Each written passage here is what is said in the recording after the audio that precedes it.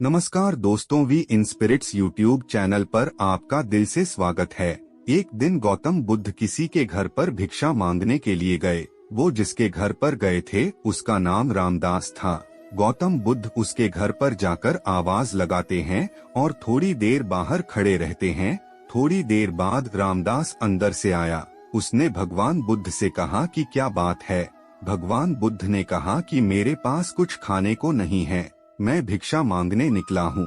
आपके पास यदि कुछ खाने को हो तो मुझे भिक्षा के रूप में देने की कृपा करें। रामदास ने गौतम बुद्ध से कहा कि आप थोड़ा इंतजार कीजिए, मैं अंदर घर में जाकर देख के आता हूँ कि कुछ खाने के लिए है या नहीं। रामदास अंदर गया और उसने देखा कि उसके घर में आज खीर बनी हुई है। रामदास अंदर से ही चिल्लाता है, महाराज आप रुकिए, मैं आपके लिए खीर लेकर आता हूँ। भगवान बुद्ध सोचते हैं कि मैंने इतनी देर तक इंतजार किया है तो थोड़ी देर और रुक जाता हूँ। रामदास अंदर से एक बड़े बर्तन में खीर लेकर आया। रामदास ने बुद्ध से कहा कि आप मुझे अपना पात्र दीजिए, मैं आपको उसमें खीर दे देता हूँ, पर आपको उससे पहले मेरे एक प्रश्न का जवाब देना पड़ेगा।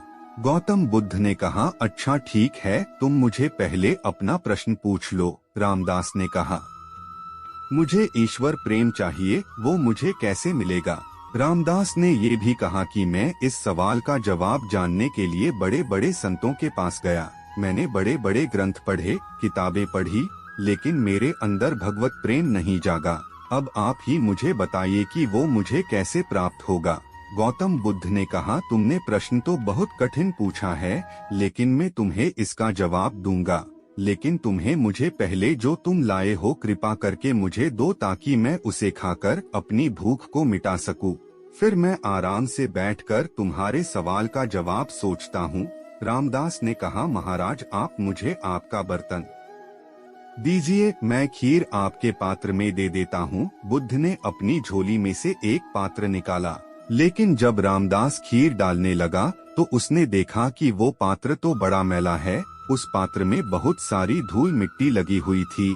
रामदास जब उस पात्र में खीर डालने लगा तो उसके हाथ रुक गए और उसने कहा कि महाराज ये पात्र तो बहुत गंदा है, मैं इसमें खीर तो डाल दूंगा लेकिन मेरा डालना बेकार हो जाएगा क्योंकि आपका ये पात्र गंदा है। आप खीर ले लेंगे किंतु उसे खा नहीं पाएंगे, इसमें इतनी मिट्टी इतनी धूल है कि मेरा इसमें खीर डालना बेकार हो जाएगा। महाराज आप ऐसा कीजिए कि पहले इस पात्र को स्वच्छ कर लीजिए, धोकर ले आइए, फिर मैं आपके पात्र में खीर दे देता हूँ। रामदास की बात सुनकर गौतम बुद्ध ने कहा कि रामदास बस यही तुम्हारे प्रश्न का भी जवाब है। तुमने मुझसे पूछा न कि मुझे ईश्वर प्रेम कैसे मिलेगा। सुनो, अभी तुम्हारे मन का जो पात्र है वह बड़ा मैला है, बिल्कुल इस पात्र की तरह। तुम पहले सत्संग करके, पूजा पाठ करके, अपने कर्तव्यों को अच्छे से निभाकर अपने मन रूपी पात्र को साफ कर लो तो अपने आप ईश्वर का प्रेम मिल जाएगा। दोस्तों, हमें ईश्वर का प्रेम प्राप्त करने के लिए अपने मन को शुद्ध करना पड़ेगा, अपने मन रूपी पात्र को साफ करना होगा। पहले इसकी गंदगी दूर करनी होगी, तभी हमें ईश्वर का प्रेम प्राप्त हो सकता है। हम कभी भी मन में मैल लेकर, बेईमान लेकर चाहे कितनी भी पूजा पाठ कर ले, हम ईश्वर को कभी प्राप्त नहीं कर सकते। इसलिए अपने मन को सदैव साफ रखें। नमो बुद्धाय।